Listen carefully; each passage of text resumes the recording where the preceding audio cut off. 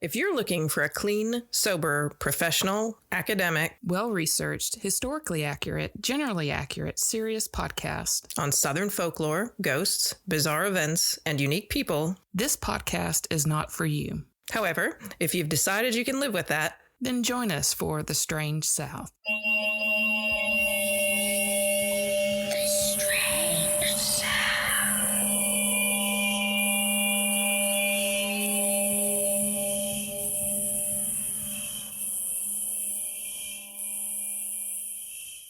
So I started watching Moon Knight with Coco last night. Moon Knight is the new Marvel series. Not new, but yes, in I've the been last watching that 6 weeks or whatever. Mm-hmm.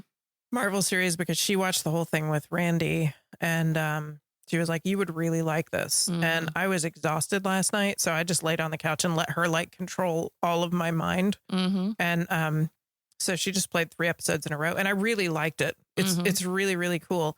But Ethan Hawke is in it. Yes. And I was like, oh my God. It's like he has certainly because the only thing I remember about Ethan Hawke is his Uma Thurman. Was he with Uma Thurman? Oh yeah. They were married, I think. Right? Were they? I think. I just remember his baby face, cute boy status.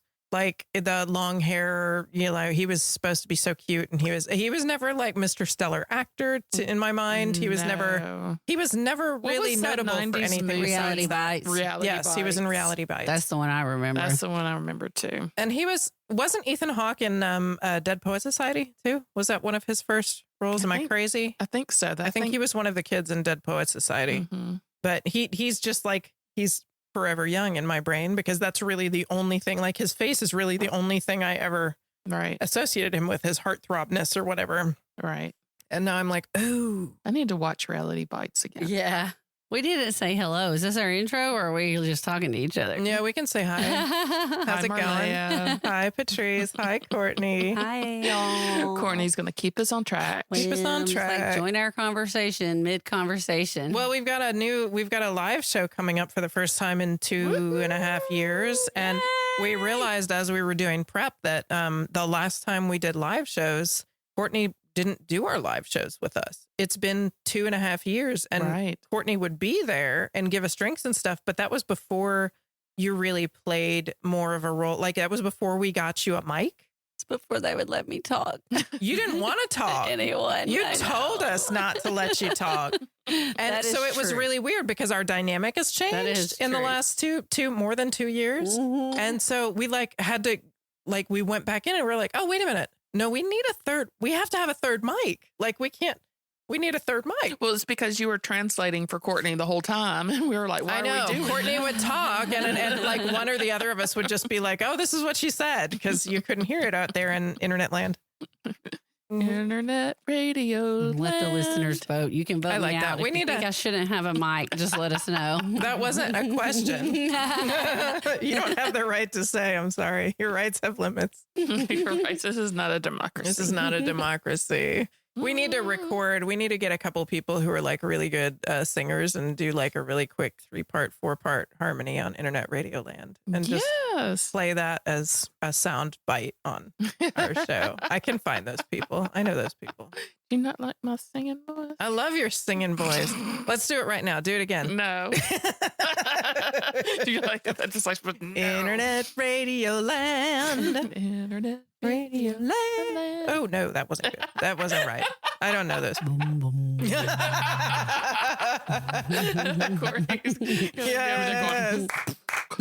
I'm gonna go ba ba boom ba ba mow mow.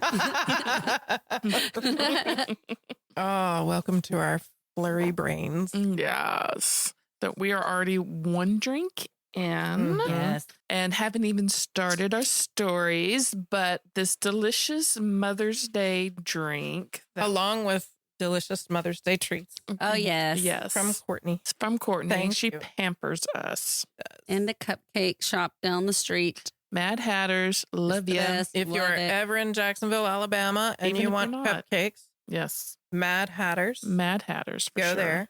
So yeah, we thought this drink was sweet, but then we had a cupcake and then it wasn't as sweet after a cupcake. But it's wanted to do a kind of a spritzer type today, which it's kind of cool today. It's in the 60s and I thought it was going to be hot and we need refreshing. Right. But anyway, Yeah, it's I was lemon lavender. It Go ahead. has been really hot. I was like, I think Yeah. when you asked me about it yesterday, I was like, it needs to be refreshing. Mm-hmm. But yeah, it's cold. I know. I had The to wear a South. jacket today. I'm sorry, lemon lavender. Oh, yes. So we're going to pretend like it's really hot. Patrice has a I fan. got the She's fanning fan. herself Mhm. anyway. With an It's a alien on lemon it. lavender sparkling wine spritzer, I suppose. Spritzer usually means you put club soda, but we're going to call it a spritzer. Oh. But I made lavender simple syrup with lavender that has finally bloomed in my yard. I planted it last year, and this year I'm getting the actual purple flowers. Oh, So cool. it's the Does syrup. it take a year? Sorry. I guess. Okay. I also cut it back, and just like any herb, usually the more you cut it back, the more it'll produce. So you have to cut back your basil and your mint and your thyme. So it will That's produce. that's what I always feel. So if you'll just clip it, even if you're not going to use it, it's better for it. So yeah, I have the purple flowers. I had to cut like 4 out of the 5 that I had just to make this. But I saw little buds coming up for more, so there's still hope. So a simple syrup made with the lavender, and it's very thick and sweet. I don't really taste the lavender that much. Though. Yeah, I don't either. But And it might be because it's fresh. Mhm. I may have should have added more fresh because dried you dried is less. stronger. Yeah, usually. it's stronger. Yeah. With fresh lemon juice, vodka, and sparkling wine. Mhm. Drier, but the drier the better. Whenever I think of white wine spritzers, all I can think of is my mom in the 80s.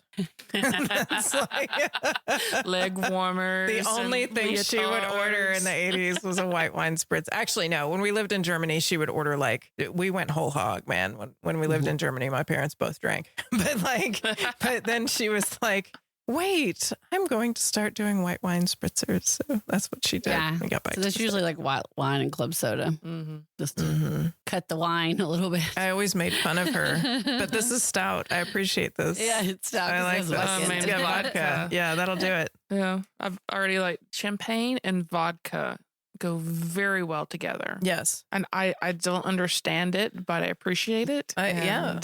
And it's like since we started the podcast, it's something new to me. I would never thought to put No, me neither. champagne and vodka together, but hello. Mm-hmm. Yeah, and I've started doing mimosas that way at my parents' house on Thanksgiving. Yeah, you It's need to add that little extra kick. It's awesome. Like a little floater on top. Yeah, it's very nice. Yeah. So cheers. Oh, with fresh Cheers. strawberries from the Cheers. market. My on top. strawberry plant from last year, which I just neglected and left sitting in a pot in my front yard all winter, is producing ripe strawberries again right Oh, now. amazing. It came back to life and it's just like, ha, take that. I tell you what, if you ignore stuff, Mhm, it works out. Only some stuff. Because there's 3 empty pots next to that. Oh. There's Okay. 2 mums and 4 empty pots, actually. There's 2 mums and 2 basils sitting next to that are just so fun. Good. Gardening with gardening, us. gardening with the strange Gardening South. with I the have strange tons of South. wildflowers. My garden is in. All of my vegetables are planted. So Our stay green tuned. thumb of the group Yes. is showing out. I just, by the time this comes out, our live show will probably be It not, will. I'm it'll sure. be, Yeah. it'll be done already. So we're not going to, Well, thanks for coming, everyone. We had Thanks. a great time. it was so much fun. It was like the best. We love It you was the most. so good. Do we have anything else up front that we're not going to pimp that show, but No. no. We could say thanks to Romarinette Corbeau because we know that it was an amazing experience there. The Yes. the mom and pop metaphysical bookshop in Oxford, Alabama. So, I feel like we Emma. need to come up with a jingle for them too. you know what? We both There you go. have ukuleles. So there's really no excuse for There us is to really not no have jingles for excuse. everything we do. Everything. And I'm going to say right now, I really loved the jingle that y'all created and gave it the live show. Which one was that? What did we do? It's in the past already, so you've done it. I'm setting the Oh, future. shit. It was great. You got Okay, your ukes hold on. out. Wait, You recorded the hold new on. jingle for them. Shit, why are you? It was Don't tell my great. future. Adding to it. Don't tell my future. Now I have to the write it pressure. down. God. Ukulele jingle live show. Okay. That might. All right, Okay. future us. When we listen to this, we'll have to check what we really did. Okay.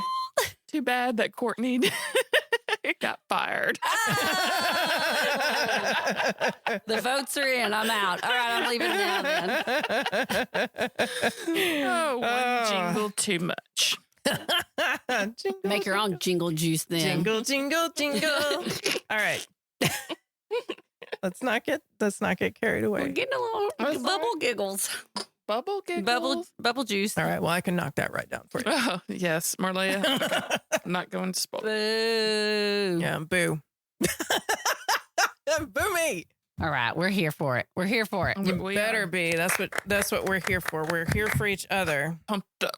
So there is a story that apparently I've related on the show before, and where someone had gotten a burn as a child, and someone came up, and a family member, an aunt, a granny came up, blew on the burn, and whispered to take the fire out, and it made the pain go away. That person was what we would call, or what I think people called for a long time, the granny witch or the granny woman, the Appalachian granny. And I know that I've mentioned granny women before, especially when you were talking about hoodoo.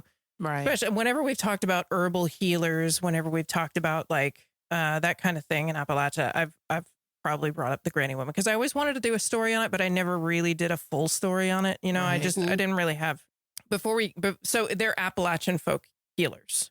Before I go any further, I'm just going to do all my sources at the front end this time because it's just too unwieldy otherwise. So this is big thanks to Harriet P. Masters, who I didn't reach out to, but who wrote a thesis for East Tennessee State University called A Study of the Southern Appalachian Granny Woman. There's also an article by Patty Wigington at learnreligions.com on Appalachian folk magic and granny witchcraft, a review of John Riddle's book Eve's Herbs from the Herbalgram Journal of the American Botanical Council, Low Country Digital History Initiative, National Museum of Civil War Medicine article by Sarah Handley Cousins, 2 CNN articles by Jessica Ravitz, not Jessica Rabbit, not Jessica Rabbit, Jessica Ravitz, American Progress article by Renana Dine, and 1990, actually, this last one I didn't end up using. So folk healers, granny women. Like as early as the 16th century, white colonists from Europe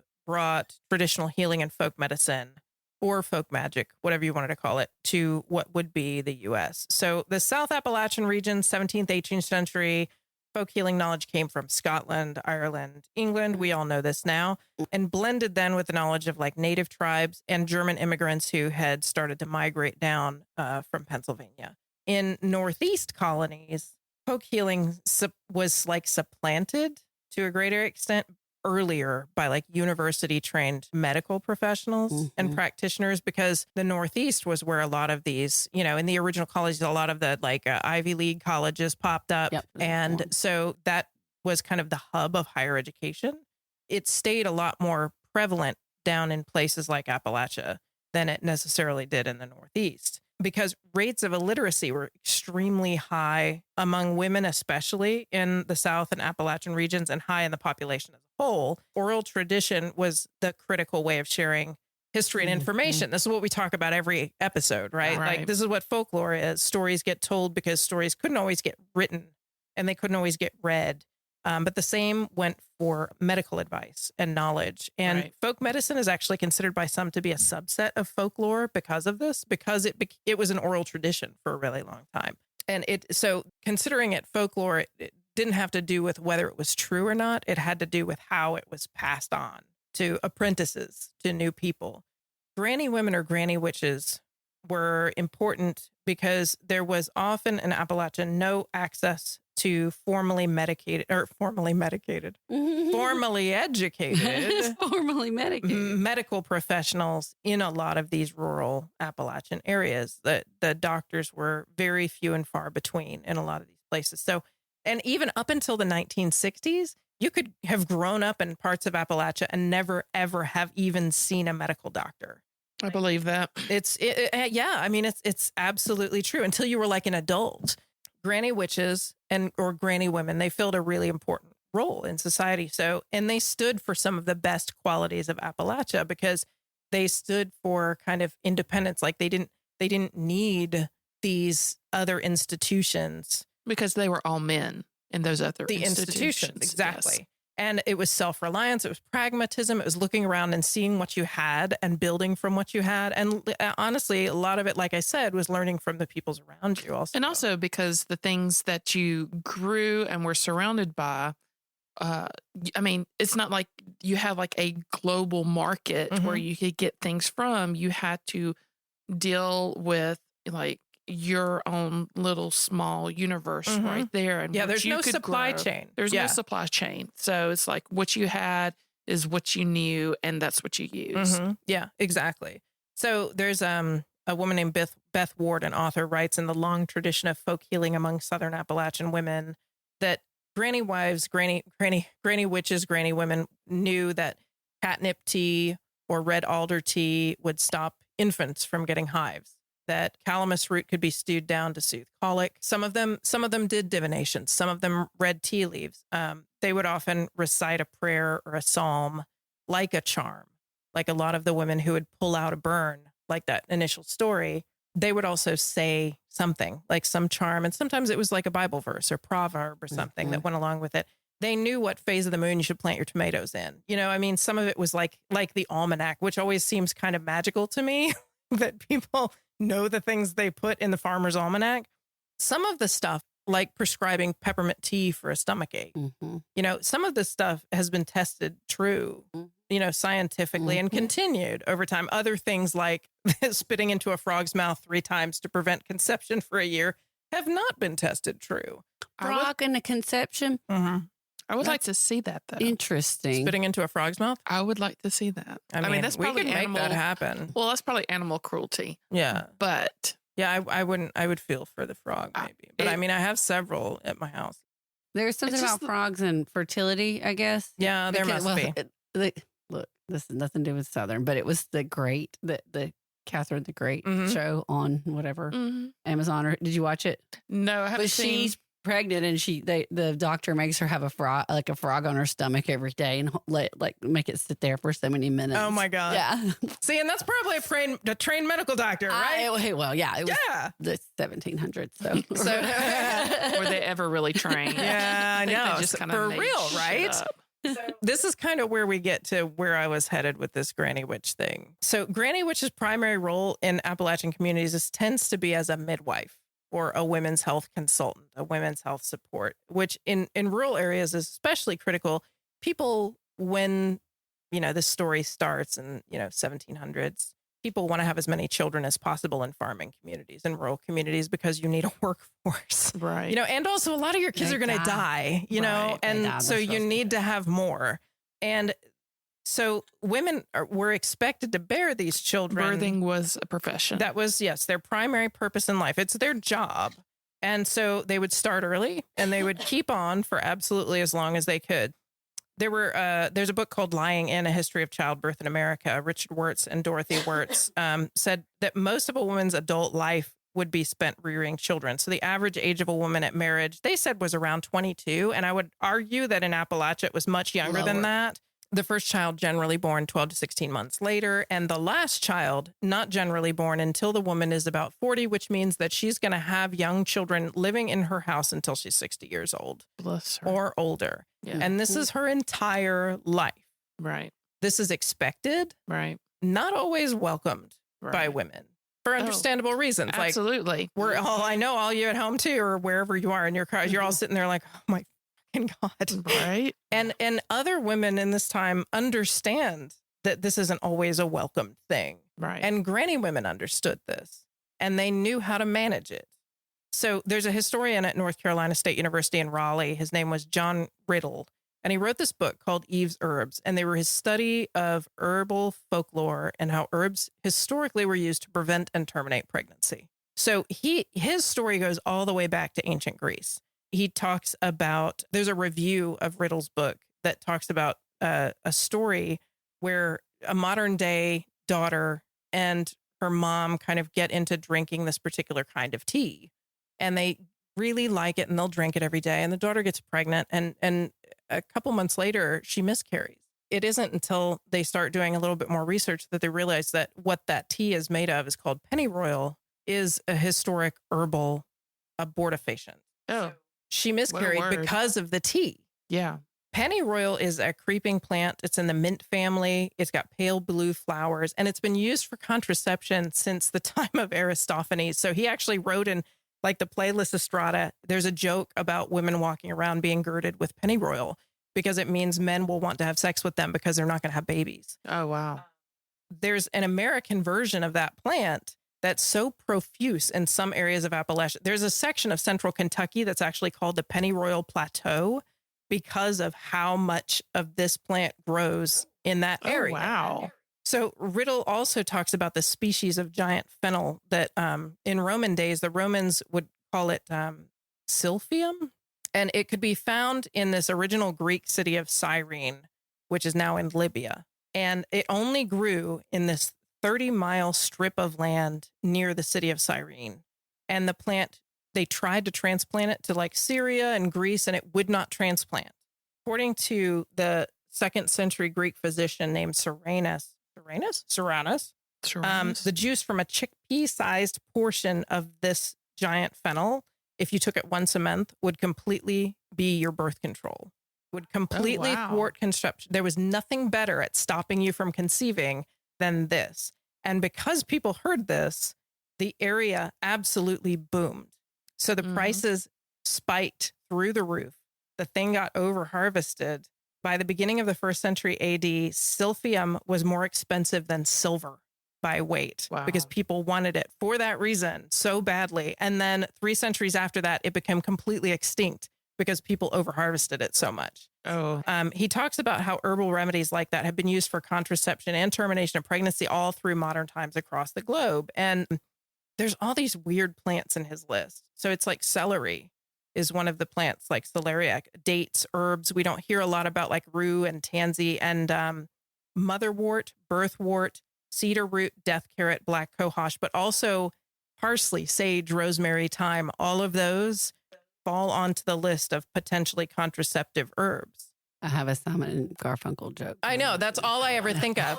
You can just play that. And I know. They also, it's like, it's so weird because whenever anybody talks about them, they always put them in the same order. Like you have to put parsley, sage, rosemary, and thyme in that exact order. Science has held up a lot of these findings. One study found that if you eat a diet of figs and fig leaves, mice eat a diet of figs and fig leaves, it reduces mouse litters by more than half. At certain dosages, other plants like aloe, corn mint, Queen Anne's lace consistently prevent or end pregnancy in rats.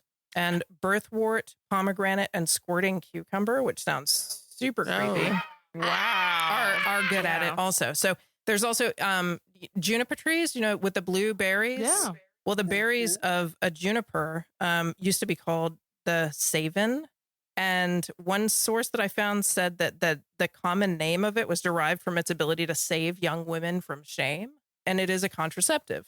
Then this was according to an article in Nature. I was always told not to eat those. Well, maybe that's why.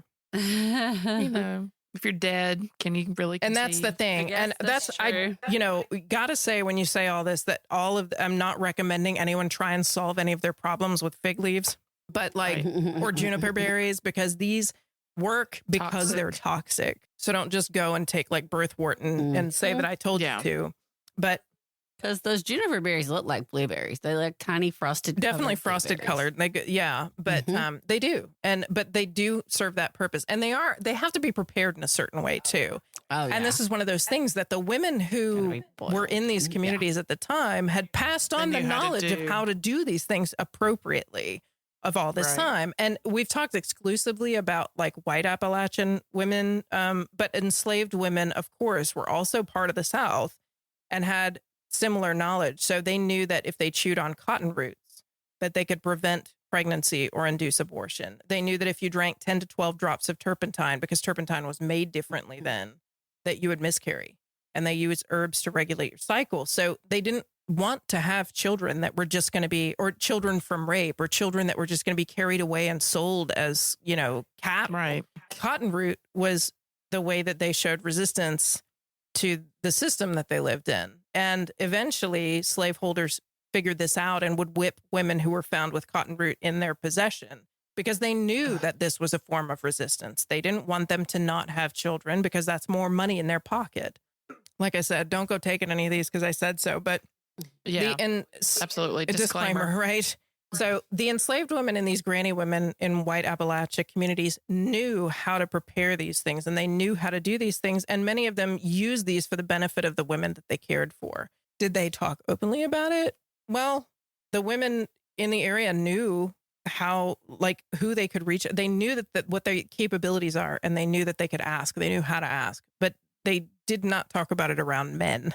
And Right. it's not because it was illegal. We've been kind of spoon-fed this idea that before our modern era, abortion was like practically unheard of and universally condemned and clearly illegal. And that's all 100% bullshit. Herbs were used for contraception and abortion commonly and uncontroversially until the first quarter of the 19th century. And the National Museum of Civil War Medicine talked about this. They said, so we've talked about on the show a lot, like 1800s, medicine, Right. and the focus on like balancing fluids on humors, leeches, Right. stuff like this, like kind of Bleedings. bleedings. Yeah. Yes. You're talking about balancing smoke up the ass. Exactly. These weird things that people did in trained scientific circles. Trained. I know, right? So Bend over sad.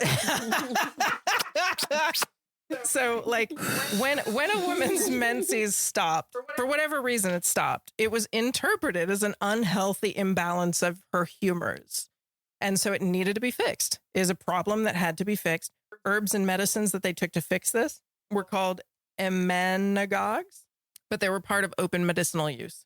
And they were common. So even a fetus at that point was not recognized as anything other than a blockage of the humors. And it had to be cleared.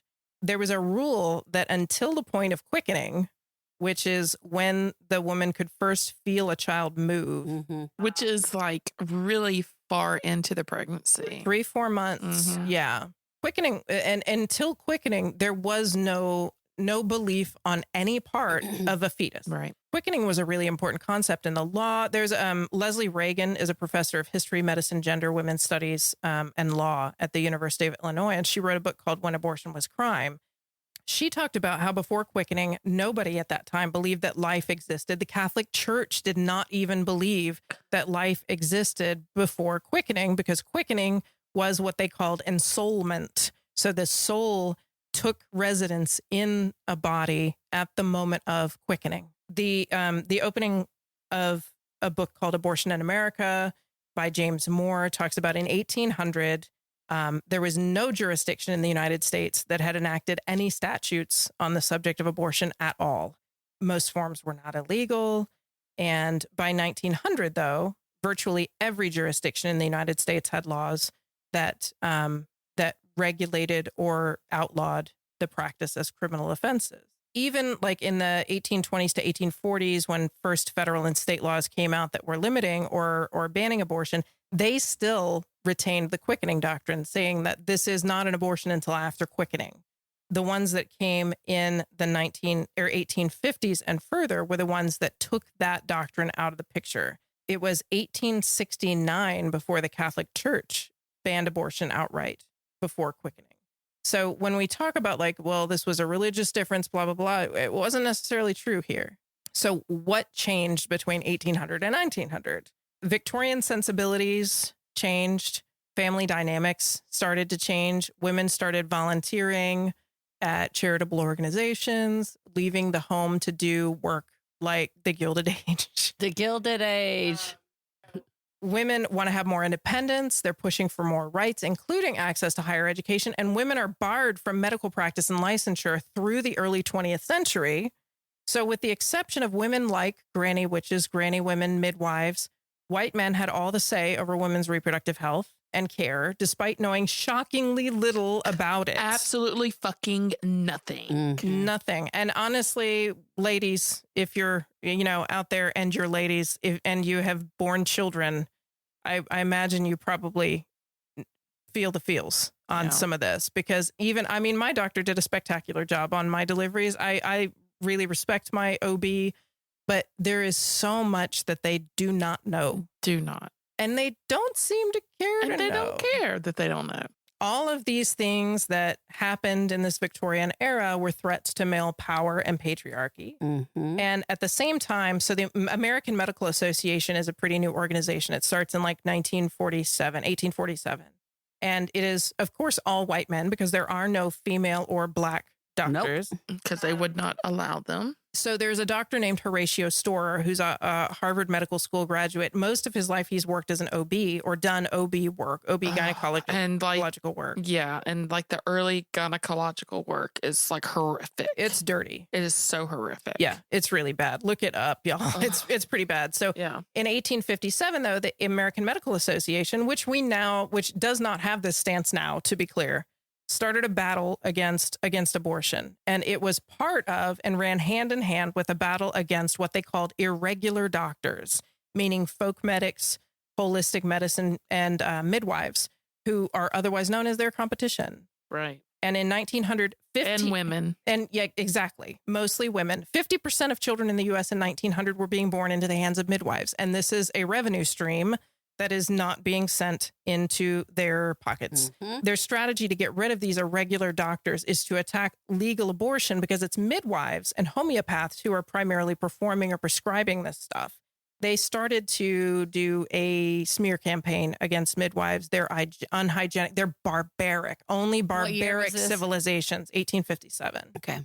Only barbaric people give birth at home. Only barbaric people don't use doctors. And but it continues and the laws start to go. And by the way, they also didn't want black people or immigrants having more babies than white people. This is like not even, I mean, wow, is that any different? Right. I know. So they start lobbying for illegalization, I guess, criminalization of abortion and painting women who terminate pregnancies as selfish, unnatural, un-American, undermining the godly role of the American, that of the wife.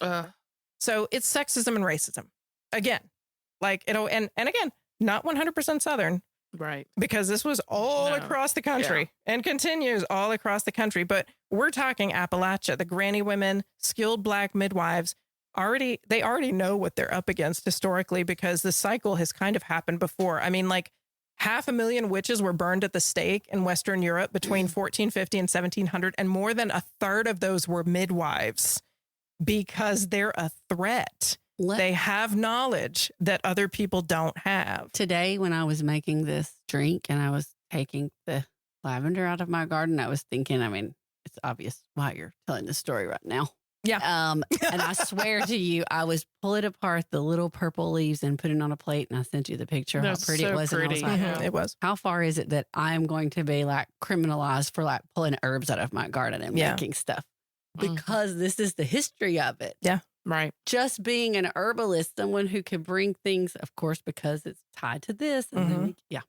But it really crossed my mind today. Just that idea that you can just, absolutely. I was like, I'm a witch. Mm-hmm. Yeah. I could be called a witch. All of us could. Absolutely. Yeah. And it's so interesting because it runs like the idea that we in this area would support anything that ran counter to that knowledge is just so counterintuitive. Because like I said, that idea of pragmatism and invention and, and independence that made granny witches and granny women critical and like so important in their communities, that's something I thought we still respected in this region. Right. I mean, and people think that they do. But then, you look at legislation and it just completely runs counter to those ideas. So these anti-abortion laws that they started pushing through starting in like the 1860s, 1870s, went hand in hand with the ban of midwifery because that was the point. That was the whole reason why they wanted to do this in the first place. They wanted to concentrate power over women's reproductive health exclusively in the hands of rich white men who could profit from it and live under the, delusion that they were doing things in a better, safer way. Oh, yeah. And I think that was it. I think it was kind of like the savior syndrome. Yes, absolutely. Of the delusion of like, how can these women who are inferior species who can't read, can't write, and they obviously can't make decisions for themselves. Can't make decisions for themselves, like bring into this world. Yeah. Yeah. Exactly. Yeah. And so with the passage of these laws, the rate of hospital births rises significantly. By 1951, 90% of births took place in hospitals. Midwives are banned from practicing in hospitals. They're not anymore. They're not anymore. Right. But at this time they were. Just kind of like There is a interesting. little bit, Starting to see it. there's a resurgence. There has been a resurgence in the last maybe 25, 30 gonna say- years. Yeah. You would maybe, say but more Was, recent? I was thinking 15 or Mhm. so, but I don't know. I Yeah. don't have children, as we all know. So, Yeah, but I do know people who are formally educated now. As I do midwives. too. Yeah. Mhm. And there are hospitals programs that are looking for them. There are Right. And programs. friends who will not go to the hospital. Yes. Who are having births at home. I know people like that too. Yeah. But it's still, that those midwifery programs that they accept They're at hospitals, they're still part of the medical I know they are. establishment. But I it's know. also, yes, it is also that. But the fact that we do have modern medicine Mhm, and the fact that we can have both, mhm. Exactly. we can Absolutely. have, You can we can choose. plan for it Mhm. because like Mother Nature and the universe does not always Mm-mm. meet you halfway at your plans. Nope. So I know for a fact, me nor my son would be here without modern Mhm. medicine right now, simply because I had such a difficult birth Mhm. and had to have a C-section. And I know Mhm. so many Me too. women who planned for the natural birth and had to have C-sections Mhm. because of complications. And So- of course, they would have been dead before that. So I'm like, Right. here's a toast to modern medicine. Here's a toast to because- modern medicine, but they can exist. We can do both. Yeah. We can do both.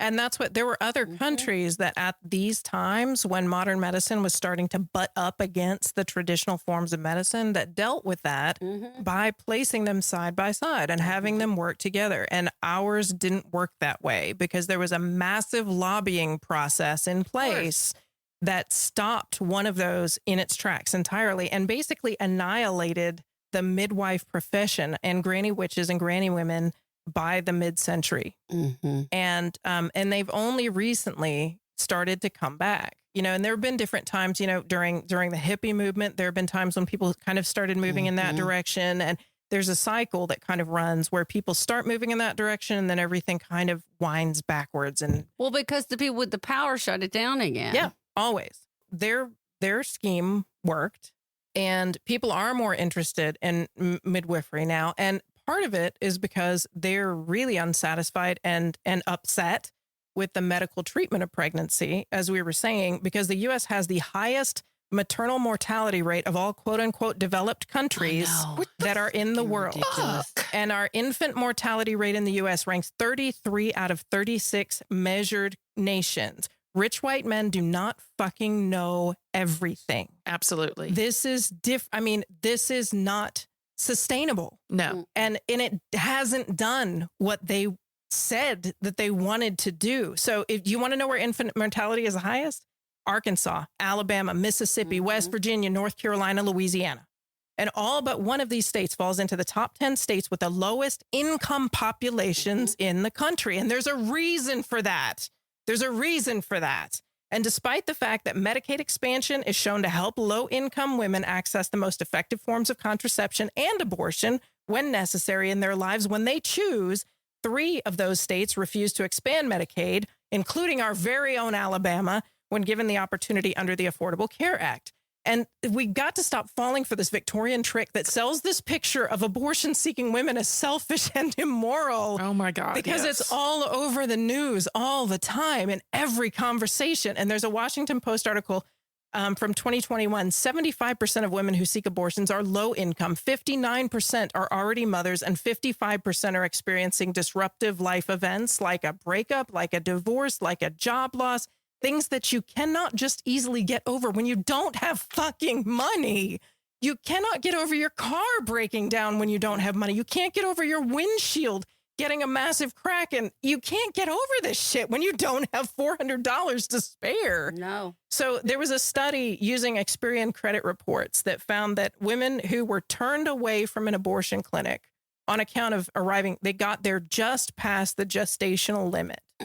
And so they were turned away. They have an 81% increase in records related to bankruptcies, evictions, and court judgments compared to women who arrived just under the limit and were provided abortions. Mississippi, Florida, and Kentucky have passed new laws restricting access to abortion. Louisiana, Alabama, Tennessee, and Arkansas have been trying to do it. 5 of these states are on the top 10 states with the lowest income populations in the country. So according to the Commonwealth Fund, more than 50% of rural communities in the U.S. have no hospital-based obstetric services at all. And let's get to the education too, because if we're just going to teach abstinence, then of course this is going to continue. If you don't teach like what contraception is for, how to get access to it. So all of these states that you're talking about, of course, are going to promote abstinence, abstinence, abstinence. And then we're going to be where we are, where it is abortion is the option at that point, because no one was even taught what to do. Yeah. No one was taught that you can go to DHR and get this for free when you are, a teenager, and that this is going to keep you from, because it's not that they're like, oh, I want to kill a baby. It's like, oh, I didn't know what to do. I don't know what happened. Yeah, right. But most of them are not teenagers. Most are in their 20s, and most already have children. I just heard an NPR article today. So. And rural women are almost 10% more likely to have maternal morbidity or mortality than urban women. Mm-hmm. I mean, we're proud of our rural roots. I mean, like in the entire South, it's something that is a source of pride, and it should be. There are so many good things that come out of that. It's a prize. It's spectacular, but you can't just fuck it over like this, and it'd be remiss to not say that Black and Native American women are 2 to 3 times more likely to die from pregnancy-related causes than white women. Yeah, anyway, it fucking costs money to have birth. It does. So Southern women, I will say, will suffer disproportionately when access to reproductive health care is further restricted, and they have already and are already suffering disproportionately. And if you aren't one of those people, just know that you're not in the majority. I feel like we need to go back to granny women. You know what I mean? Yeah. I don't have an ending for this. Yeah. I went on a fucking rampage with putting this together today, because I'm really fucking pissed off, you guys. And we should be. We should be. And it's a Southern problem. It's a nationwide issue. It is. Mm-hmm. But this is our problem. These are our people. This is our problem. And we have got to fix this shit. Anyway, this is why I told you that I was not going to be a happy maker today. But that's what I got. So, well, let's just remember, look, we're all white women sitting here, and I'm just going to be honest, even if it's overturned or something happens, I'm sure I would find a way. I could get on a fucking plane and go to California. I could go somewhere if I needed to. But the people who need our help, and we have to put ourselves in other people's shoes and understand it is, like you said, our responsibility. I'm past my years anyway. Let's hope, God willing, Lord help me. 43, none so far, still on, contraceptives. But the point is, it doesn't matter. It's not time for me to give up and go, well, it's past. It's not my problem anymore. Right. I'm too old, or I could get it if I needed it. So, you know what? It's all of our, like you said, our responsibility. Oh, absolutely. Because you can't afford to just pick up and take a bus to New York for a procedure and then pay for a procedure and then take time off work. And it's like we're not even providing the adequate sexual education in school. So for some of the younger girls who find themselves in this situation, it's horrifying. It's because we are so deeply rooted in religion. We're so deeply rooted in maybe not as much as it used to be, but I think still in some rural areas, just the thought that already the knowledge that there's no way past this, that this is going to be a reality. And they can't, it doesn't get better. And this is what happened to their mom, or this is what happened to their sister. And it's just like the next thing. And children are so fucking hard, even for people who have the privilege and the resources to, take, to raise them. It's just so fucking hard. And I just cannot imagine. And I'm just like you, I'm just so absolutely furious at the lack of education, the attack, and everything that's going on right now. It's just absolutely ridiculous. What the fuck are they doing? Like, why are we going backwards? This is a modern era. We should be going forward. And they are doing this intentionally to keep everybody in their place. Agreed. And we don't like that, right? No. I mean, come on, y'all. No. Cool down for a second. We're going to take a break. All right. Bye. Bye. Do you want more Strange South every week? We can help. You can follow us on Facebook, Instagram, and Twitter, and you can join our Facebook fan group, Fans of the Strange South Podcast, to keep the chat going with our whole creepy community. Do you have a story idea for us or a story of your own to share? Email us at stories@thestrangesouth.com. Plus, if you join our Patreon, you not only help support the podcast, you get an exclusive bonus episode for every show and a discount on merch. You can find links to all of these things on our website, thestrangesouth.com, along with photos, links, and show notes from every episode, Strange South t-shirts, mugs, and other goodies. See you there. Okay. So I am going to talk about Gwen Shamblin and the fat shaming meets God girl. Awesome. I watched the first documentary and the new one's about to come out. I don't know what y'all are even Already talking come about. out. Okay. And see, I thought HBO, Yeah. they set it up weird because I would have watched it today, but the second part, they just continued it as like the first season. Oh. And so it was telling me like the second season came out and I was looking for second season, but they just added it like the last 3 episodes to the end of the first. Oh. So yeah, it really confused me. Otherwise, I would have watched it. What is it? What is the documentary called? It's Oh, it is. I'll tell you in a second. Okay.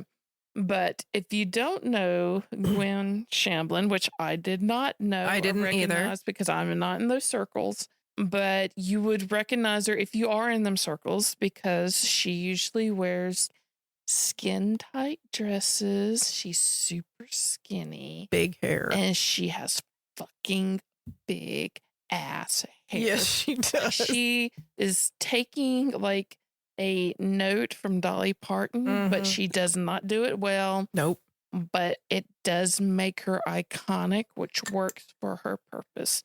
Gwen Shamblin, and honestly, I don't know her maiden name. Shamblin is like her first marriage name. Oh. I don't know what her original name is. She was born February 18th, 1955 in Memphis, Tennessee. Her dad was a doctor, and she grew up just, a Southern girl in a religious family. They were Church of Christ, and she earned her undergraduate degree in dietetics. Dietetic. Like Yeah.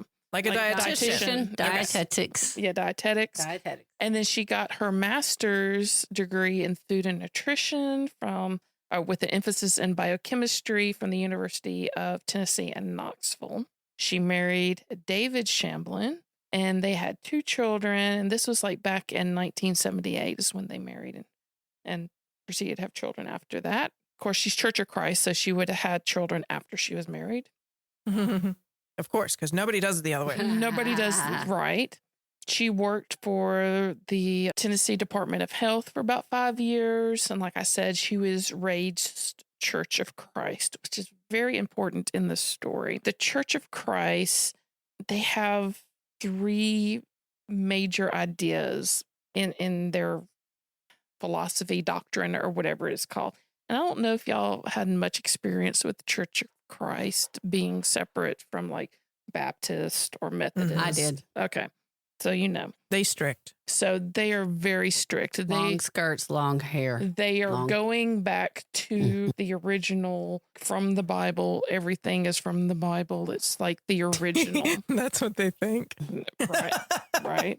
So basically the Church of Christ, and there's so many of them because they have a tendency to split from one another for disagreements. Now, I will say that is just a Protestant practice. Exactly. But they all proclaim to be the one true church.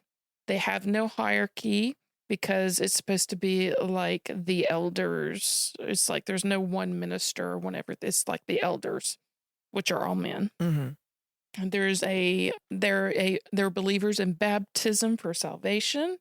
And they also believe in 5 acts of worship, which is basically the Sunday morning worship must replicate the New Testament worship service of the early church. There is no singing with instruments.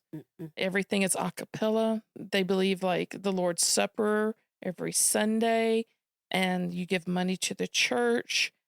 It's men praying and men preaching, and it's always like the patriarchy, men first. Mm-hmm. And it's to be fair, most Protestant religions and most religions are that. Most religions are that. Many, exactly. But most in this country. Right. But I mean, to be fair, like Methodists are a little bit more lenient. Methodists, Lutherans, Episcopalians, and Presbyterians, right. Female leaders. Cooperative Baptist Fellowship. Yes. I don't know about that one. I was raised Southern Baptist. Some liberal Baptists. Primitive Baptists. There are liberal Baptists. There are. So there may be more than you think that, I really do think that the subjugation of women might be closer to a minority now. Oh, in Protestant sects. Bless you. Listen, I'm just saying. I don't. Not in this state. Not in this state. No. Listen, y'all, this state fucking shocked me to death. Right. But they're following this Timothy, whatever. I don't fucking know the Bible, I do. Okay. But they're following this Timothy where it's like, women. He didn't know. Mama loved learn him. in quietness and all subjugation. But I permit not a woman to teach nor have dominion over man, but to be quiet. For Adam was first formed, then Eve, and Adam was not beguiled, but the woman being beguiled hath fallen into transgression. So it's like all the women's fault. They should just shut up. Original sin. Original Eve's problem. sin. Yeah, shin. Original sin. Tequila. No. Vodka. I don't even know.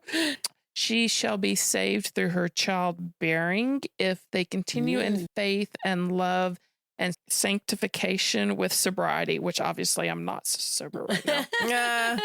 But all the things, like, just fuck you. Okay. Can I go on like a teeny tiny, I swear I'll come Absolutely. right back. The Apostle Paul is responsible. The Apostle Paul wrote the letter to Timothy. It's not Timothy that wrote that. It's Paul that wrote that. And the Apostle Paul is responsible for most of the subjugation of women in the Christian religion. I was just going to say, that sounds just like a Baptist. That's why we couldn't vote in church. And I remember going, why can't you vote, Mom? And let's remind all the Bible believing Christians out there that the Apostle Paul never fucking met Jesus Christ. And the disciples didn't say this shit. Right. So, Paul, I don't know. Watch it seriously. Like watch out for Paul. Watch out for Paul. Anyway, go ahead. Don't trust Paul. Yeah. I'm glad you said that because I know nothing about that. So anyway, in 1980s. Paul lies. Paul lies. And Gwen kind of knew that. Okay. But anyway, so Gwen's in school, 1980, she began like this weight control consulting practice. Had nothing to do with the church. It was part of probably her thesis in college. She struggled with her weight in college, like a lot of us do, like freshman 15. Freshman 15. I got that. I got the COVID 30, but me too. While she was in college and after college, she consulted with like genetics and metabolism and behavioral modification. And she dealt with all of this, but it did not explain like why some people were thin and some people were overweight. She's trying to find a reason. It's like, why are these people thin and these people having to struggle with their weight? And I totally feel that. 1986, she founded this Way Down Workshop, which was a weight loss program with really no food restrictions. They didn't tell you. Jazzercise. And it wasn't about exercise either, but it was basically like, it's almost like count your calories. It's like when you eat, if you start to feel full, stop eating. It's only eat when you're hungry. Only eat when you're hungry. And then when you're satisfied, not full, like before you're full, stop eating. And, and then, just portion control. These are good. And these are good. Yeah. It was absolutely. So this is, kind of this workshop. That sounds very sensible. Yeah, I try to live by that. that she was working up. Yeah, I fail so often. And it's hard to do. It is hard to do because a lot of us are emotional eaters and such. And so she developed this workshop and it was working, and it was part of her master's degree at Memphis State University. And then she kind of continued counseling, and she did these workshops first, like at the mall in Memphis. And it was good. People were losing weight, had nothing to do with religion. The program offered small classes, like I said, in like the mall and not in a church or anything like that. Mm-hmm. That worked great until people lost weight, but then they gained it back. Mm. And so she kept offering these programs, and then she started to connect it to God. She was like, well, you gained the weight back because you were not a true believer. Oh my God. Don't get And me so- started on that. This week I had somebody talking about that in depression. So Not this- a true believer. That's why this- you're depressed. Not me this- personally, but no, this totally weighs in. on Mm-hmm. her. She started working on this program, the Way Down Workshop, and she offered it to like about 600 churches in 35 states, and it started building momentum. That's a lot. And it's a lot. And so by 1995, 1,000 churches in 49 states. oh my God, that's almost all the states. Yeah, all the states, right? And it kept growing. And the next year, in 1996, it grew even more. Mm. And the thing, 50 states. yeah, to the world, Yeah. basically. It's global. She went global. And by this time, 1996, she started to like have a staff of 40, and she built a headquarters in Franklin, Tennessee, and started doing like these annual summer conventions. And what flipped for her, and I don't really know the exact date, I think it was like the 1996 kind of area or whatever, when she saw that her initial workshop where it's like, when you are not hungry, don't eat Mm-hmm. kind of deal. But she said that people were gaining the weight back after her workshops, and she was having a problem. And I was listening to a podcast called Cultist, Mm. Mhm. and they said they had like a member on there that like was part of her church later on say that she heard the voice of God, and God told her that if people started to gain weight, it was because they were not following him. Oh, no. And she conveyed this to everybody. And one of the things that red flag cultist, y'all, that if your leader or person in your life or whoever starts like saying, do this because I heard God's voice, that's like the number one scary red flag. Mm-hmm. It's like, you don't do anything because somebody says that God told them to do it. That's when you need to go seek medical attention, and because your chemicals are fucking you up, Yeah. basically. Wait, the And person also- who hears God, you mean? Yeah. And the other person. The other classic person MFM, call the your other dad, you're in a person cult. Yeah. can Oh, you're- seek God themselves, because God will talk to you. Right. It is not all about Sounds that a lot like person. Nexium. Right. Oh, Right now. no. Yeah. It totally follows the same line, right? So in 1997, Gwen published this book. So she started getting all this attention from the churches and people, and her whole premise is like, when you start to get hungry or you start to reach for whatever food, pray to God and give yourself to God and give your troubles to God and give that hunger or that need to eat to God. And if you believe in God, then you will not eat, the thing, and you will not continue to overeat. and whatnot. It's like, because that first part of what you said, It's not. there's something to that, Yes. give that to God, But give it could that. be But when it comes meditation to, or cross it stitch, could be give anything. It to cross stitch. Yes. Give But when it says though, if you believe in God, you will not do the thing. Right. That's where you Yeah. go off the rails. That's Right. No, it started out like it's exactly what a lot of diets teach you. It's like, When you start to feel hungry, chew a piece of gum. Yeah. When you start to feel They hungry, all have it. go for a take a walk. walk. Absolutely. So in 1997, she published the Way Down Diet book, and it advised readers to use spirituality to avoid overeating. Again, not a bad thing. No. Mhm. Okay. It sold 1.2 million copies. She taught the love of food should be transferred to a love of God and to cut food proportions in half and eat only when hungry. Again, not a bad teaching. That's why people were drawn to it, right? 1998, workshops hosted more than 21,000 classes. Oh my God. Had like 250,000 participants worldwide. This is so fast. It went so fast and went crazy. Well, because it plugged right into already established religion and doctrine. And shame. And that's the doctrine is shame. Yes, it is. Okay. In 1999, she was brought up Church of Christ. She was brought up very strict, male, patriarchal, man is top, women submissive, children sight unseen, basically is how she was brought up.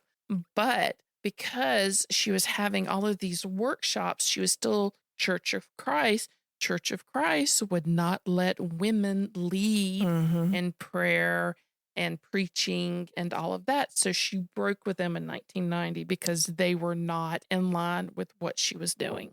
When she broke with them, she founded the Remnant Fellowship Church in Franklin, Tennessee, which is just outside of Nashville. Franklin is, which, was big. She broke with her church that she was raised in because obviously, which is she should have. If they were not allowing her to be a leader of the church, then she should. So I do not fault her for that. So in 2000, and she has all of like 250,000 and more participants and followers of her plan. And, she has these workshops she does, the schooling and stuff. In 2000, she broke with, or 1999, she broke with the church. And then 2000, she sent out to her emailing list. And she has all these deals with these churches. And she said that she believed that the doctrine of the Trinity was not biblical. Well, as soon as she said that, the churches, the evangelical churches, They slammed those damn doors. They were like, nope. And so her publishers canceled all of her books. She was removed from the Women of Faith website. And even some of her employees left her staff.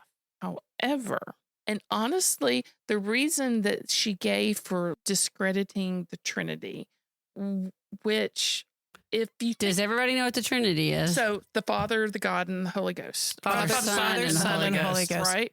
As one triune being, As but one. separate. Yes. Right. Okay.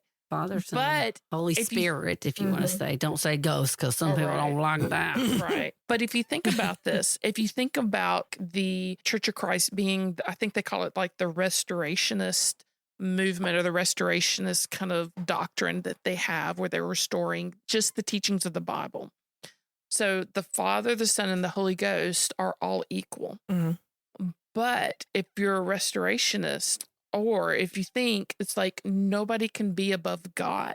So the Son, which is the child, cannot be above the Father. The Holy Spirit, which is a thing, could not be above the Father. It's the non-physical version of both of them, right? That's how I've always understood it. It's The like Holy what comes Spirit. into your soul, that they're right. beyond body. It's a Right. form So- of guidance. Right. It's what you Honestly, get saved with, What she's quote saying unquote. is not to me as being an outsider. If you're looking at like if you're going to follow the Bible to a T and you believe God is the patriarch, then her saying that the Son and this feeling is secondary, it's not too far off like the mark. So the idea that she said this and that all the churches rejected her is kind of funny. It's kind of ironic. I was trying to remember the context that she did that in, because they talked about that a little bit in the documentary, but I can't remember. I don't it. really remember either. But anyway, so she said that, and the church was like, nope. But she had such a following then that it didn't matter. It set her back a little bit for a little while, but in the end, it really didn't matter because over the next 10 years, her Way Down program was on the BBC, 2020, Current Affairs, Oh my View, God. Dateline, Family Circus, Good Housekeeping, Women's Day, multiple newspaper articles. She was featured on the Today Show. She was on CNN's Larry King Live, and this is what she fucking said on there. Defending her draconian diet dogma to Larry King once, Shamblin said, "How, in the Holocaust, did you have all these people getting down really skinny? They ate less food." Fucking That's what she said? Yes. That is what she said to Larry King, a Jew, about the Holocaust and about fucking vanity weight loss. Oh my God. I know. I need to go watch that because I really want to see his reaction because, like, fuck that. Just what a complete just lack of perspective a person must have. Oh, I'm sorry. I jumped ahead to the end because I just Googled Way Down and I see her now. Yeah, don't. Yeah, say nothing. Say I nothing. didn't Google too far. I just Y'all know really- what yeah. she looks like now. And Yeah. Oh, well, okay. Here we go. So she was also on The Early Show. Tyra Banks devoted like an hour-long program to her and her diet plan and the Remnant Fellowship. And the Remnant, you really should listen to Cultish because they really break down the religious part of it. Like I said, I am not like a Bible church person. They basically break down like all of the reasoning behind the Remnant Fellowship, her comparing like herself kind of to Moses, leading the people in it later on, like after she breaks from the church and everything, and when she truly like becomes a cult. She was also on CBS Insiders and obviously began producing her own internet show in 2011 called You Can Overcome. In 2018, Shamblin is her married name. As she grew in fandom and followers, her husband, David Shamblin, who she's married in 1978, who was still visibly overweight, became like less and less in the public eye. Mm-hmm. And, even though she, spoke out against divorce to her followers. And as you see, like in all these leaders and all these cults, it's kind of like do as I say, not as I do. She divorced her husband, even though she told people to suffer through their own marriages because that's what God wanted. But 2018, she suddenly divorced David after 40 years of marriage because she met this new person, Joe Laura, who happened to be a actor in Hollywood and was Tarzan in Manhattan, which is like a weekly program like back in the 90s, I think. And he was like an aspiring country music guy too, right? Well, let's just get to that. Okay. So Tarzan in Manhattan. He was an actor. He was a struggling actor in California. He was born and raised California. His stepdad had money, so he became like very acclimated to the lifestyle, even though he did not have really the skill set or the intent to like work and make a living. He was known as a user of people and a user of drugs and kind of a nasty person. Although he was quote unquote hot. He was like 6'3", tan, smile, charmer kind of thing. how old was he when she married him and how old was she? He was younger than her. He was definitely, figured. I would think like maybe 20 years Oh, okay. younger or so. Well, I mean, I'm not 100% wondering. sure. Plenty Yeah. taller, lots taller. Yeah. But anyway, so he would date older women and they would lavish That's gifts what I upon figured. That's what I was him. asking that for. Yeah. And, and then when they caught him like sleeping with other people, they would ditch him and he would just go from like the next older woman that could like maintain his lifestyle. And he didn't make money. All of his money came from charming older women, basically, while he was pursuing his acting career. But, he met this woman, he was dating this woman, younger woman, who was also an actor. And they had a child together, and they moved to Nashville because he said that he wanted to pursue his country music career. Mhm. He was very much like kind of the David Hasselhoff of country music. Oh, It people was- liked him in like Japan. probably would have if he was that famous, but he never made it that famous. That's Oh, funny. okay. So in 2015, Joe Laura and his baby mama, they moved to Nashville. He was trying like this music career, and he was doing this so that he could support his family. He was like, if later on, if he doesn't make it in music, then he would get a quote unquote job. He already had a child with this woman. She followed him to Nashville, but she had folks up in Chicago. And she's like, look, I've got all my family. Like, I need help with this child. Like, you need help with your children. If you do not have a supportive spouse, you need that village to help you with this. Because children are hard. Children are so fucking hard, right? And so she's like, look, if you don't work this out, we're going to Chicago. And this, just to give the character of who Joe Laura was, he called the police and he claimed that she sexually assaulted her 4-year-old daughter, which if you knew anything about her and her daughter, like this was like beyond the truth. So just to show you how nasty Joe was. And of course, like it didn't pan out. They couldn't prove that. And of course, because it wasn't true. And that kind of set the tone and they split up. But while he was in Nashville, he met Gwen and he saw his opportunity and she saw what a quote unquote hunk he was. I don't see it, man. Yeah.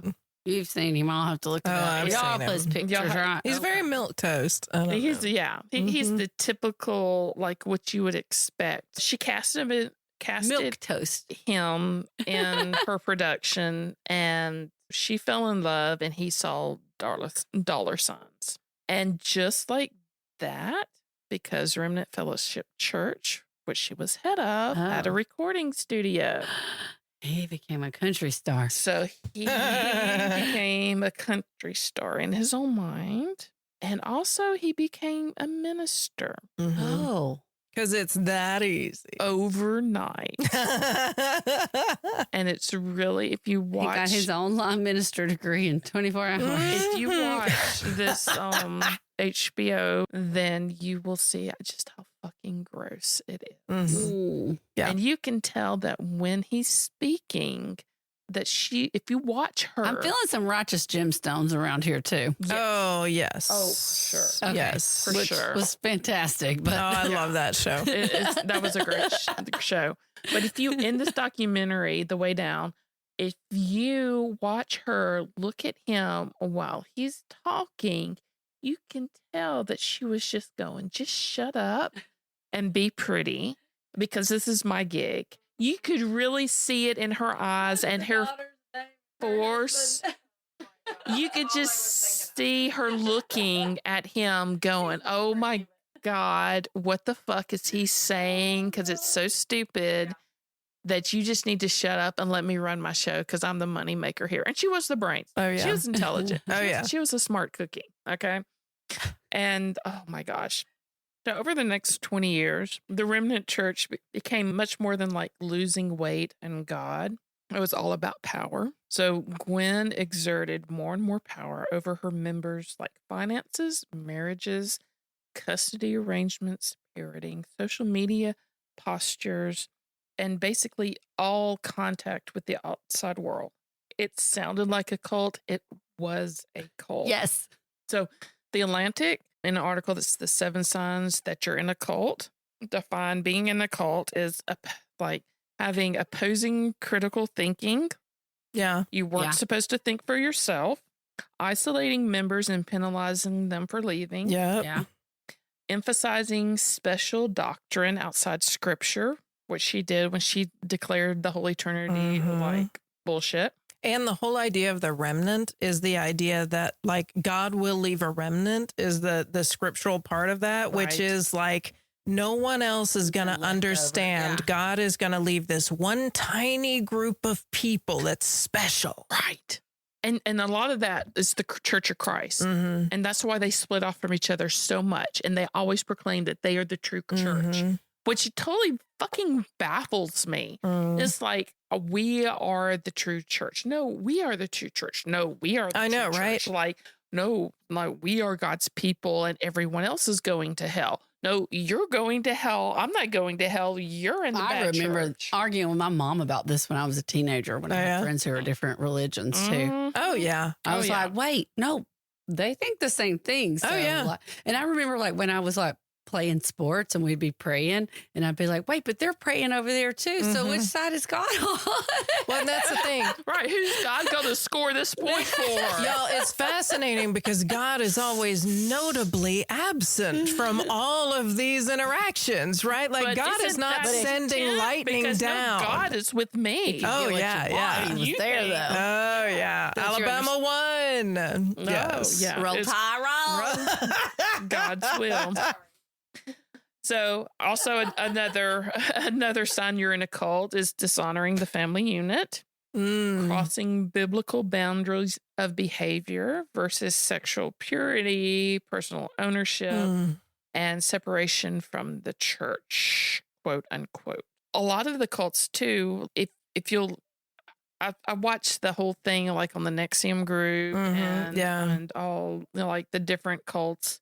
Because again, cults are fascinating to me, as they are a lot of people, because you're thinking like, how in the world do people get so wrapped up and caught up with this when it's so blatantly like wrong? But one of the ways that just kind of like falls into line to what Gwen was doing is that they mess with your food and they control your food. Like Nexium did that, like tell you when you can eat and when you cannot eat. So members of Remnant were constantly told by Shamblin the voice of God, that she was the voice of God, and everything that they did, they needed to like check with her because she was God's basically mouthpiece. And if you didn't do like right, or if you did right, then again, everything was through her. She was in total control of everything and she should not be questioned, which was that opposing critical thinking. Yeah, no kidding. Like the one thing, right? She told members of the church,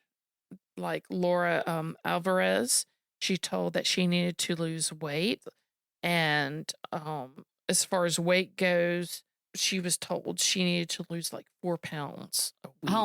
A week? I was like, total? What? That's not a big deal. A week? A week, which is like... That's an unhealthy range. Unhealthy amount.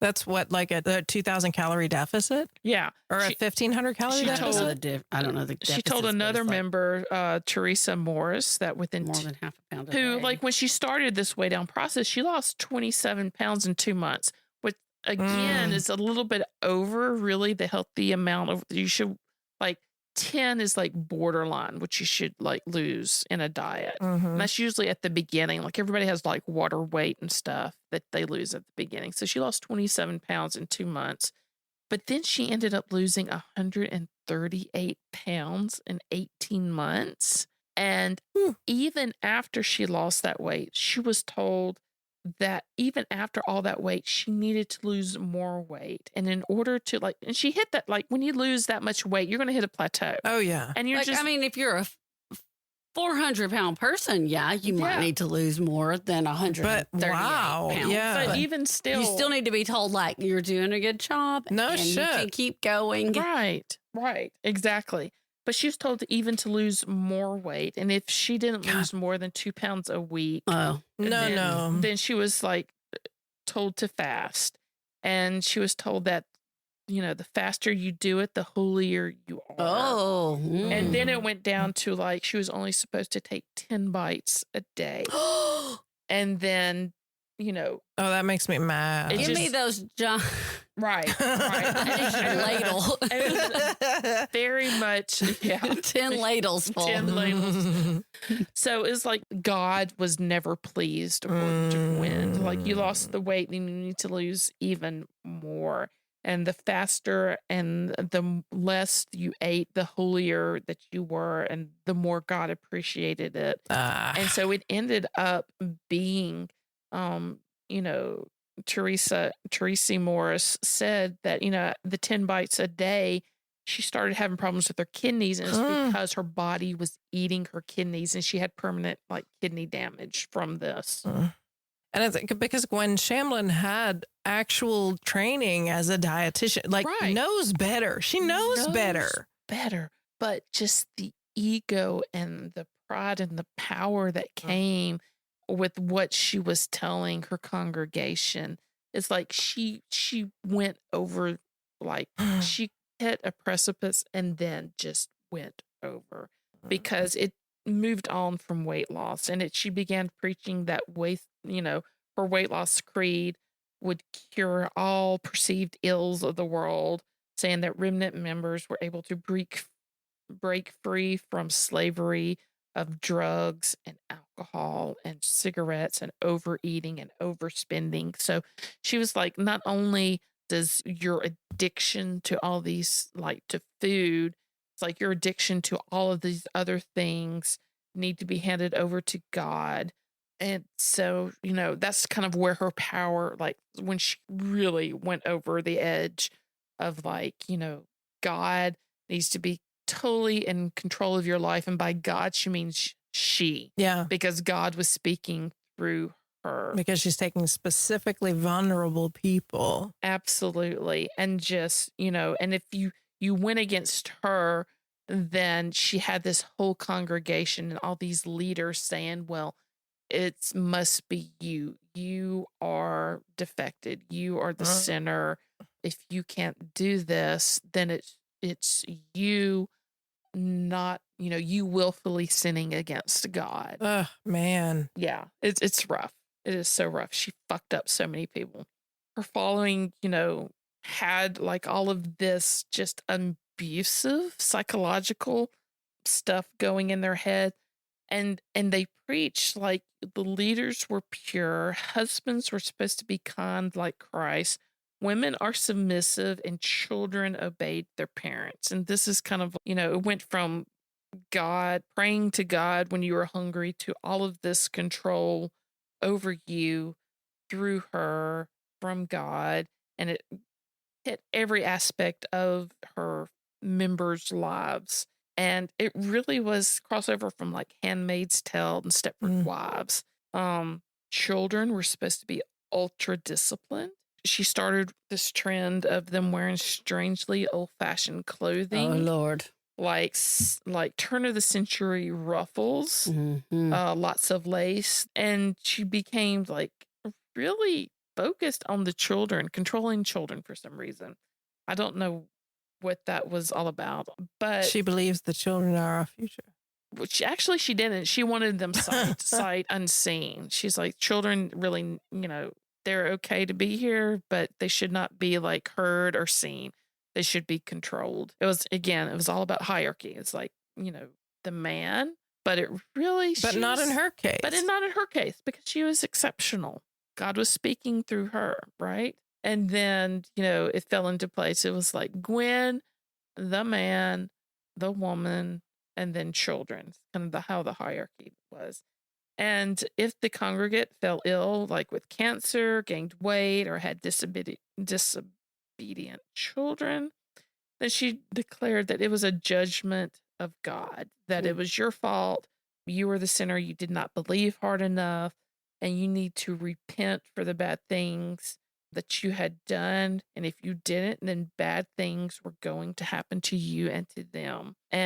But she never held the same standard for herself, because again, she didn't believe in divorce. She made people who needed to get divorced stay married. But then again, she dropped her husband of 40 years for this Tarzan, for Tarzan, person.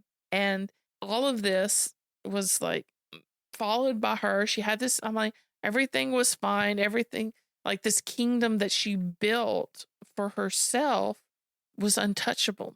Even like in 2003, when two of her members, Joseph and Sonia Smith, she told them to use harsh discipline with their 8-year-old son, Joseph. And she promoted beating of children.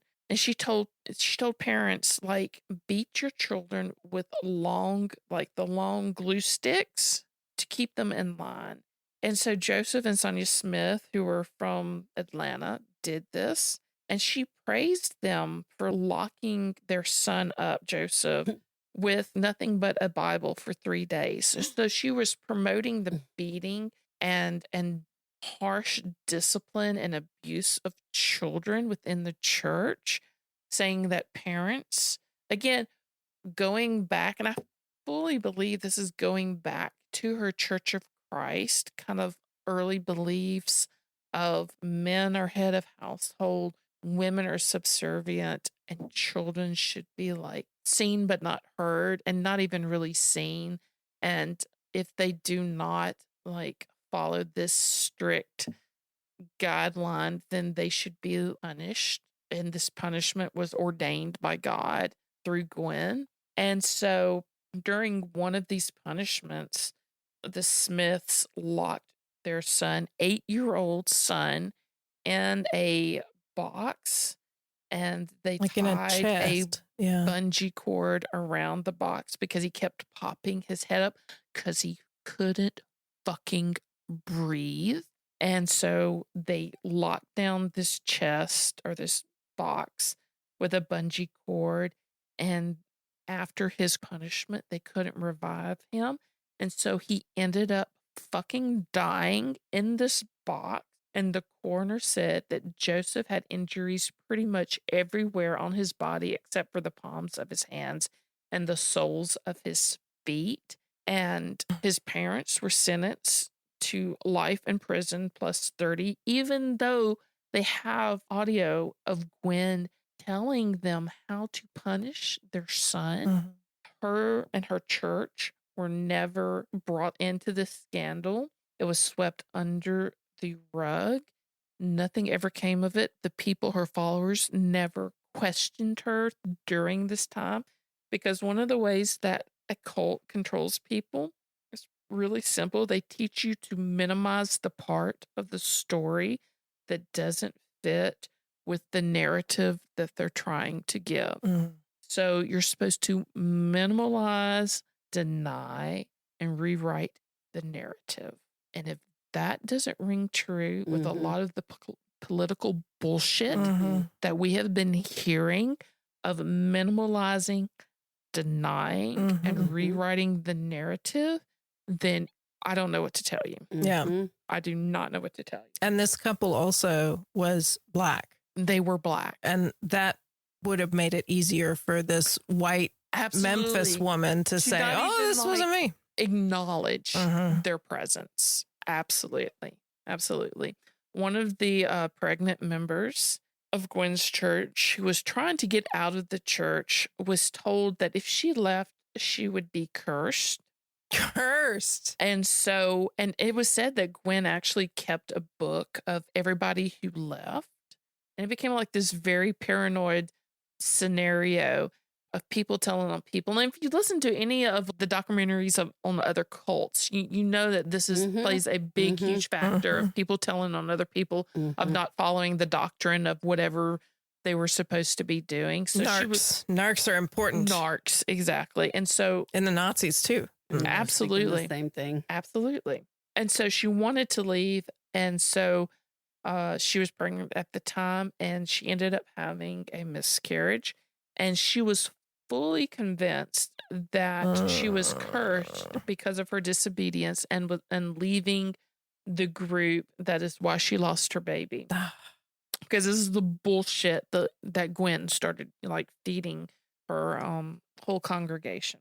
Under Gwen, she started Exodus Ministries or Exodus Industries, which was also like, it was the business arm of the church. They built custom homes. They provided plumbing, electrical work, air conditioning work. So this is like her whole church. So she went from these workshops to starting this church, and church is tax-free. And so a lot of times people under these tax-free guidance will start in businesses, and these businesses are actually there to support and give money back to the church. So if there's plumbing problems within the church, then they just have a business that deals with plumbing, and you build houses for your membership, and it becomes all a big community. If you need, your room painted, or you need like landscaping or something like plumbing problems with your house and you're within the church, then you just call the church and the church sends over the plumber from the church. And it's all tax free. And it's all, it is all that. So this starts happening. But the thing about it is that if you, in Gwen's church, you worked for free. So if you were a plumber, you did it because you are a servant of the Lord. And this is what God wanted to do. So you were going to go fix so-and-so's toilet because it was all because you're a good Christian and you wanted to follow the Lord. So everything, like all the businesses that they started up to support the church and the church community became from free labor that was, quote unquote, donated to the church. Mm-hmm. And these workers were cooks, daycare people. And so while all of them were given the labor, all of this money that was saved was going back into the church. By church, I mean, but going back into Gwen and her inner circle and following. One person who wanted to work for the church, but also wanted to get paid, said, like, the church promised me that she would make like $21 an hour. But when she got there, her first paycheck was only like $8 an hour. And when she asked Gwen was like, you need to humble yourself. This is pay. You're not going to get a raise and you will not get paid like on the Lord's day because that you are working for the Lord. When in fact, they were really working for Gwen's whole conglomeration, which was worth $20 million and like estate assets and all of the things that she had over the country and all over the country. Gwen drove a Porsche. She lived in a pre-Civil War plantation known as Ashlawn, and she would lavish many expensive gifts upon her boy toy, Joe Laura. And one of those things was flight lessons. So all of this is going on. She, has pretty much secluded people from their families, people from reality. They are following her. They're following the word of Gwen, who was receiving her word directly from God. It stopped being about, it continued to be about losing weight, but it became about losing weight. It became about the reality of your family setting. It became about control of every aspect of your life. You need to check in with Gwen, who was, the head next to God kind of deal. And then if you failed in any of this, it was your fault because you did not believe hard enough. And you should be punished for it. And your children should be punished for it. So Gwen Shamblin, Laura, after she got married, she promoted the notion that great things come from those who bow down before God, and that bad events were consequences of the unfaithfulness. This was a huge doctrine of hers. It's like, if bad things happen, if you get sick, it is your fucking fault because you didn't believe and you're full of sin and you really shouldn't even be in this church to begin with. However, Gwen and 6 church leaders, including her husband, Joe, and her son-in-law, Brandon Hanna, were killed in a 1982 Cessna citation. 82? No, that's the name. That's the era of the plane. Oh, And it's her private jet. They were bound for Palm Beach, Florida, for a fucking MAGA rally. for Trump. For Trump. What year? In Florida. At least since 2016. This is 2021. Very recent, last year. Oh. Yeah. They crashed into Percy Priest Lake in Smyrna. In Smyrna, Georgia? And Smyrna, Tennessee. Oh.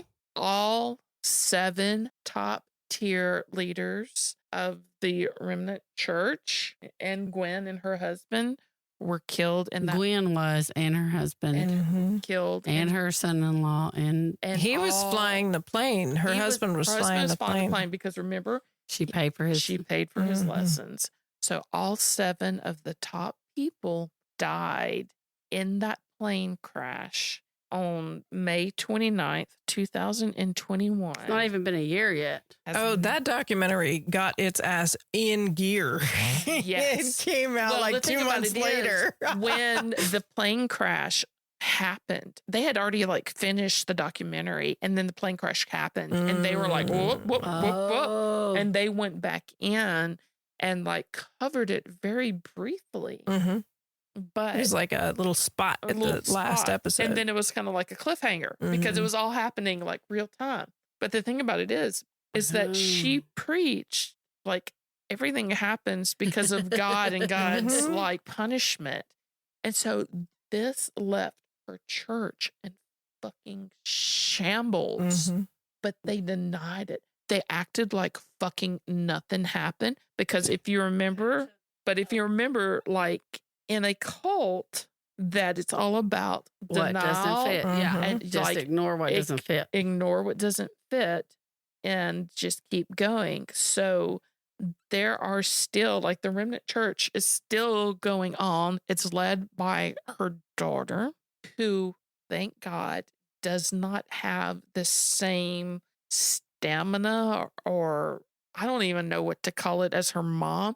It's still going on. She still preaches the same shit, but it's not as like strong as it was when Gwen was in charge. But the documentary, the HBO documentary is The Way Down, God, Greed, and the Cult of Gwen Shamblin.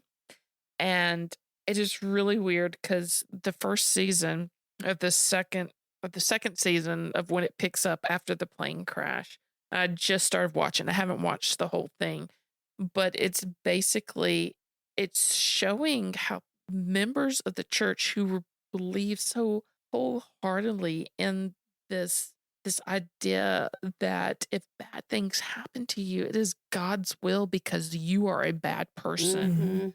And so for all 7 members of the top, including Gwen, having died in this plane crash going to a Trump fucking rally, Mhm. just blows like how people adjusted to that. So first they ignored it and they're continuing to ignore it. And her daughter has taken up the reins, but she's not out in front of people. She is still preaching, but she preaches from behind a curtain, like the Wizard of Oz. Oh my God. Yeah. And if you look at her, I feel so fucking sorry because in the plane crash, she lost her mom, she lost her stepdad, and she lost her husband. So she suffered all this trauma, but it's like they picked up like or nothing happened. And she looked, and I hate to judge people by the way they look, but she is so thin and she I was going to say, yeah. She looks so sickly that she looks like she needs about 50 The daughter? years of therapy and to get over just this tragic trauma that she has been brought into. And thank God she is not like her mom, but she needs therapy. Had she not, I feel like in the documentary, had they not said something about, had she had a miscarriage or lost a child, or she had depressive issues She did. already, and she had lost a remarkable amount of weight and was just trying to cope with with things in this kind of isolated situation that she found herself in. And the fact also that I'm sure she was trying to cope in the fact that her mom was teaching that it was all her fault and that it was all her sin that was the root of her problem. And this is something like that Christian, like Protestant Christians especially, have to deal with, and I can't speak to Catholics, but that it's biblical. It is biblical. Right. That your sin causes consequences like this. It is biblical that this happens because you've done something wrong. And yet at the same time, it is also 100% biblical that is untrue. Right. Both of those things are explicitly in the Bible, and you've got to deal with that. And that's the problem is like modern day Christianity with the industrial evangelical complex tries to make these things so black and white and choose one or the other. But really, the Bible is a wisdom document and it's about asking questions. And they lose all of that because both of those things are 100% biblical. And you have got to sit there and you've got to process that on your own. You fucking have modern medicine. And you can have exactly. There are great. If you're looking for power, you don't want people to have questions. No, absolutely not. I mean, it goes back to that. Like, you cannot have people questioning anything. Exactly. Because when people start questioning things, then you start losing power. Whoever's in power will lose power when the people start asking questions. Absolutely. Yes. That's to both of these stories. Absolutely. Yes. Through line. Through line. Boom, boom, boom, boom, boom. But we did it. Yeah, I have not watched the second part. Well, the second part, from what I've read so far, is like the members dealing with the loss of all 7 of their leaders who controlled their lives and realizing they were in a fucking cult. Yeah. So did people leave? I'm sure I think people have come forward who were scared too in the past because they were scared of Gwen saying that they were not true believers and that they were going to, and that's it. They are going to hell. One of the people in Cultish was actually a member who was there from the age of 10 because his mother was there and stayed there until like maybe 18. And that was the thing that he said. He was like, if you go, and this is not just Gwen, these are these churches of Christ. These are these not just churches of Christ, right? That's a lot of churches that separate because of they have disagreements in the way that other churches handle things, and so they become like, we are the true church. And so people who thought, that they were told they were going to hell if they were not the true church, and Gwen was the true church, and that was her through line to salvation. She was the through line to salvation. So if you went against Gwen, you went against her church, you were going to hell. And she preached this, and this member who like was indoctrinated when he was 10, he basically said, I got to the point where I was like, so I'm going to hell. So what? And he's like, as soon as he got to that point, he was just like, they had no control over me because that is how they control people. It's like, if you are not part of our church, then you're going to hell. If you're not part of our church, and this is where you don't ask, like, if people don't ask critical questions, if they don't challenge these people and they just go along with it, and that's where you get in the loop of power and being like in a cult. You're in a cult. Congratulations. Congratulations. That's right. Question all the things. Fucking question all the things. Right. If somebody says, and be kind to people. Be kind to people. If somebody says God spoke to them, so we have to do these things, red fucking flag, run. Run the other way, because that's fucking scary. Yes. So there you go. So that is the whole story, continuous saga of Gwen and the Way Down cult. Oh, man, y'all. We've got a little after talk left. Not like Way Down Yonder on the Chattahoochee. Not like Way Down Yonder on the Chattahoochee. It gets hotter than a hoochie. It gets hotter than goddamn hell.